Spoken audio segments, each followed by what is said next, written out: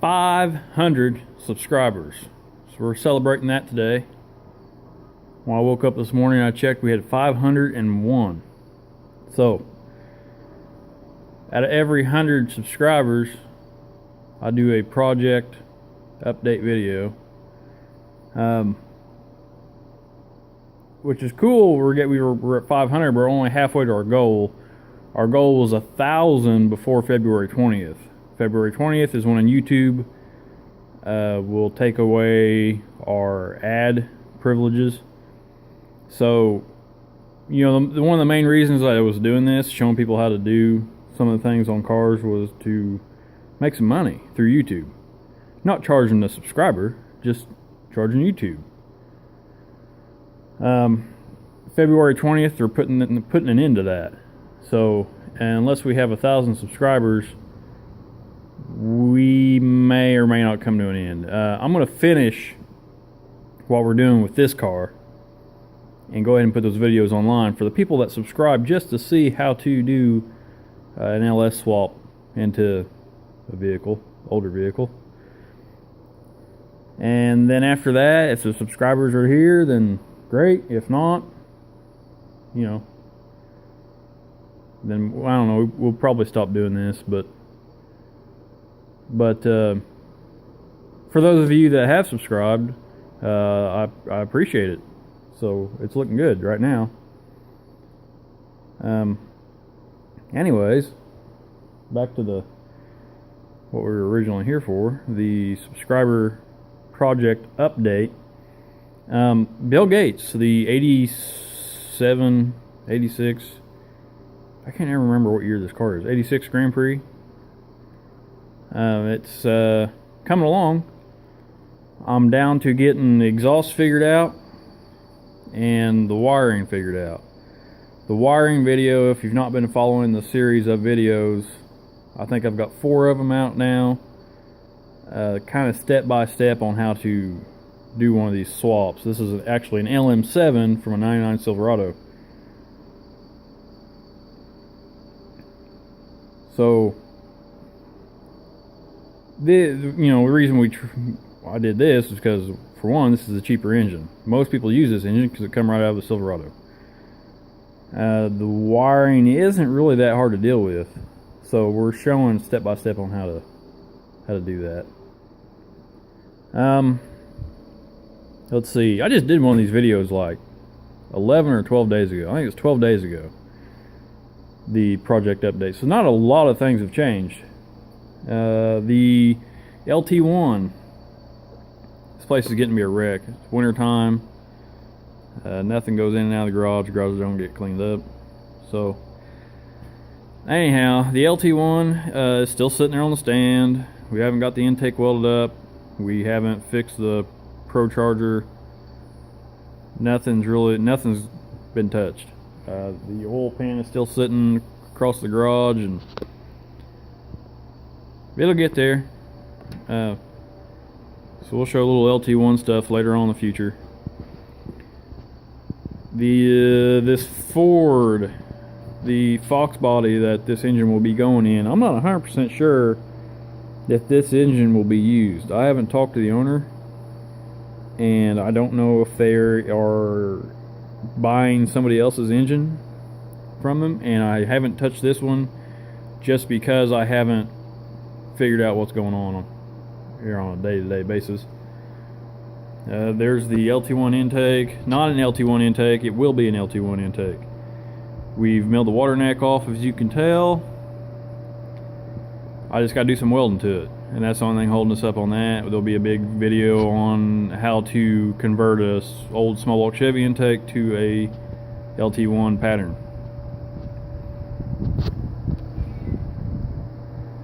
This plate was to be used on a blower setup, and we really haven't been able to figure that out yet either.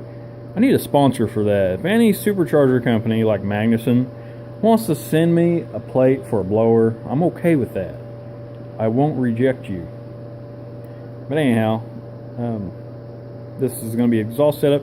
I'm going to go ahead and set the exhaust up on this car to accept turbos. I only have one turbo at the moment. I need another one. Whole set HX35. I'm gonna run twins, or at least I'm gonna set the car up to be able to run twins. I don't know that it's gonna happen, but I just want that that's something to fall back on.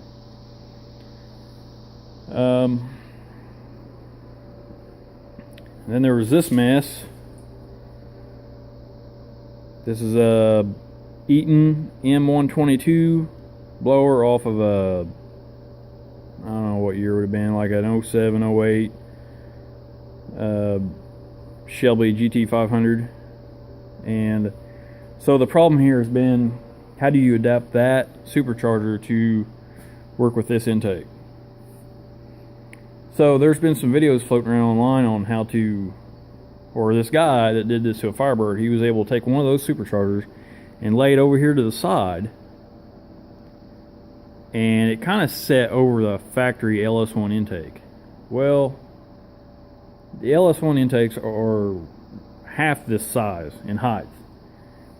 So he was able to fit it, I think he was able to fit it under a factory hood. I don't know whether it was a factory hood or not, but this is a little bit different situation. Still trying to figure out the belt situation. Do we want to try to switch over to a 10 rib deal? How do we mount it to the factory truck pulley? These are all things that I'm struggling with figuring out at the moment. Right now we're kind of settling on trying to find the lower plenum for the for one of these engines to bolt the supercharger to it, or use a Holley high ram, make a plate that adapts it, try to fit a cooler in between the blower and the intake. And there's been a lot of different ways we could go, and I started on something one day on mounting it on top of this intake, but by the time you left room in between here for a pipe to go out from under the blower to an intercooler, and by the time you got it stacked up here, it stood up like this high, which would be cool, but the belt situation was another thing I had to worry about. How to make it sturdy to where the blower isn't moving around, that was another thing I was worried about. There was just a lot to overcome. So I think the way that I had started it would have been the cheapest route. However, I don't believe that it would have been the safest route overall, because I was mounting it to the front of the intake, a plate that come up, and I've got it somewhere. Let's see if I can find it. Yeah, here we go. Grab both these pieces. Yeah. Okay. So this plate went on there like that, and I still have to cut the hole here and here, you know. And then this one bolted, or was going to go on like this. And then the aluminum plate was going to go on top of that. And then I was working on taking some pieces of metal, some tubing to mount to the heads on each side on the back, and run them over top here to the bottom side of this plate. Well, after I started working on it and seeing how kind of weird it was going to be, or kind of how flimsy it was going to be, I was really worried about the plastic intake where I had it mounted. I was afraid that it might break something here on the front of the intake. So yeah, there's a lot to consider when trying to figure this out. So we decided on the safer route. We're going to try to find just an aluminum lower plenum, the tub as some people refer to it, and see if we can mount to it. So If anybody has one laying around, that'd be wonderful. I know you can take, or I know there's the BMW floating around online for a while, where a guy took an Edelbrock intake and cut the runners off and made his own lower plenum, and that's all good and fine, but I really didn't like the idea of that, and I'm not saying there was anything wrong with it. I just think there's a better way to go about it. I think that's on an S10 now. I think that dude sold it, and that's currently running on an S10. And I think the S10, from what I understood, I thought it was running pretty good. I don't know now. Can't think of the guy's name. Anyhow, we were trying to think of a way to make this as sort of a kit, to where anybody could take these blowers and bolt them onto a factory truck engine. And the more we're looking into it, the harder it's getting to be. There's more problems popping up every time I look at it. So, not to say later on down the road we can't figure out how to do this a cheap way and show everybody else how to do it. But right now the old R&D isn't going real well. So that, I mean, there's obviously, that's why, you know, if it was easy everybody would do it, but there's nobody doing it. So now we know why. So the wiring on this, I'm doing a little catching up here, trying to figure out. I've made standalone harnesses, and they've turned out pretty well for the most part.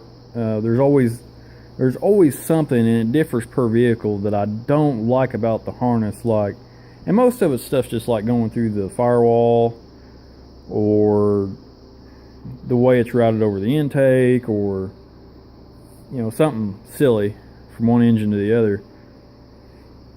This one I decided to use the factory Silverado fuse block, and I wanted to go that route because all the stuff's already here. The fuses are already there, relays are there, everything plugs right in. I can take the harness from another engine, plug it right into this thing, and it's good to go. So it was more of a pulled out of the truck, plug it in and go, not have to worry about rewiring every one of them. Gonna keep factory connectors, so it's gonna work out really well, I think, if I get it done.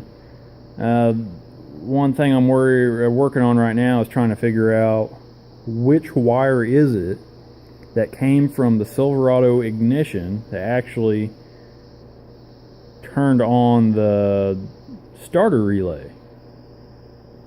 So that's kind of,